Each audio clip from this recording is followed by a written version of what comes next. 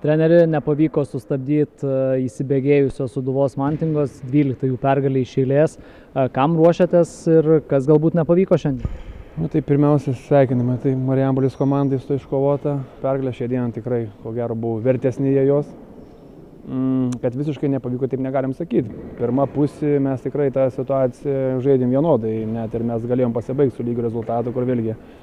Kaip mes kelintą kartą jau sakom, lygioje vietoje atiduodam patys tas situacijas, net ir be geros gynybos ir jie, kaip sakant, gauna pranašumą. Antroji pusė, ko gero, manau, kad mūsų rotacijos problemų yra trūksta, kadangi dviejų žmonių tiesiog fiziškai, ko gero, neužtenka jėgų žaisti prieš tokią pajėgę gerą komandą, sukomplektuotą gerai. Tikrai visose pozicijos turi po pajėgius žaidėjus, sunku kažką rastų pranašumą. Aišku, akcentam, kad neduot Aurelijui tų pranašumų sukurtų situacijų, sakyta, tai tikrai sunkiai pavyko čia mums sustabdyti su 24 berods 6 taškais, tai bandėm, bet kitus žaidėjus atjungėm, tiek Bilevičius, sakykime, nuo metimų sustabdėm, Domarką gal šiek tiek irgi apribojom, bet kažkas vis tiek tuos metimus susimetė, tai pasakoja to ir turim tą tokį neigiamą rezultatą. Ar rungtynių pabaigoje kažkiek žiūrėjote tą skirtumą tarpusavio rungtynių? Pirmam rate laimėjo 12 taškų skirtumų, čia irgi labai panašus rezultatas buvo. Nebuvo, kad aišku, šiek tiek gal buvo minčių iš asistentų, kad reikia, jeigu jau pralaimėti, tai bent jau mažesnių tuos skirtumų, nes nežinai, kaip šitas susibaigs, taip sakant, tas antras ratas. Bet kad taip jau drastiškai, tai ne. Ir pati Marijampolė antroje pusėje, į pabaigą savo leido jaunų žaidėjų žaisti, kaip ir mes, tai nebuvo tas toksai vienas iš esminių akcentų. Akcentas buvo laimėti rungtynės pagrindinis. Užsiminėte apie tuos jaunus žaidėjus savo, kaip galėtumėte įvertinti jų pasirodymą?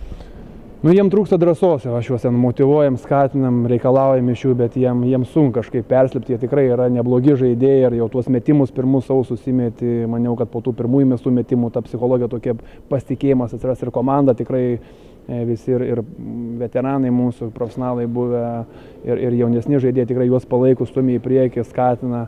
Bet tikrai matosi, sakau, tiek Vakaris, tiek Arnas, Titas, Mantas, reikia, sakau, to lūžių, kad labiau pradėtų tikėti savo jėgom, kad jie gali čia tam lygiai tikrai dadėti, nesakau, kad jie bus čia pagrindiniai mūsų žaidėjai, bet po tą minutę, po 2 kėlinį keis, išeiti ir tą jie kartais tikrai neblogai padaro, bet puolime ir gynyboje, sakau, kartais gal per daug gerbė jie tą varžovą, ginasi, atsistoja, žiūri, tai nelabai taip gerai, bet manau, su laiku klausimas.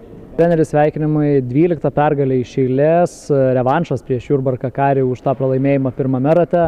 Tai jūsų mintis po rungtynių, kas šiandien tą pergalę leido iškovoti? Rungtynės buvo tokios, galiu pasakyti, negražios ir klampios ir džiaugiamės į pergalę. Kartais gerai negražiai žaisti ir laimėti, negu gražiai žaisti ir pralošti.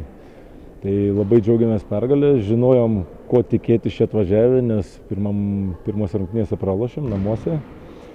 Tai aš jau prieš sezoną sakiau, kad žaidėm čia draugiškas, mes juos sutriuškinom, bet aš sakiau, kad čia daug veteranų, jie eina vėliau į formą ir patyrę žaidėjai, jie aukštam lygiai žaidė, jie žino, kaip žaisti krepšinį, tik jiems reikia formą pagauti ir jie pagavo ir dėl to lentelė aukštai stovi. Tai buvo sunkios rungtynės, džiaugiamės pergalę. Kokie esminiai dalykai, kurie leido perlaužti tas rungtynes? Po krepšiais Aurelijus Pukelis dominavo, mažiau klaidų padarėt, kovą dėl kamuolių laimėjo, tai kokie tie pagrindiniai dalykai? Gal ir būtų pas mumis buvo lengviau, jeigu būtumėm pataikę tritaškių. Šiandien labai silpnai su tritaškiais. Būtų kažkiek porą, trejetą tritaškių ir būtų dar lengviau buvę. Jų problemas, nenoriu čia daug analizuoti, manau, jiems pritrūko pagrindinį žaidėją. Vis tiek jis yra varikliukas, daug sukuria kitiems. Tai tas dalykas jam padeda, jau trūko jam šiandien. 12 pergalių iš eilės, tai kiek esat patenkintas bendrai iš visą šitą atkarpą ir kiek ji gali tęstis? Ką reiškia patenkintas? Aišku, kad patenkintas 12 iš eilės, pernai turėjom 11, tai šiemet pamušom rekordą, tai džiugu už vyrus.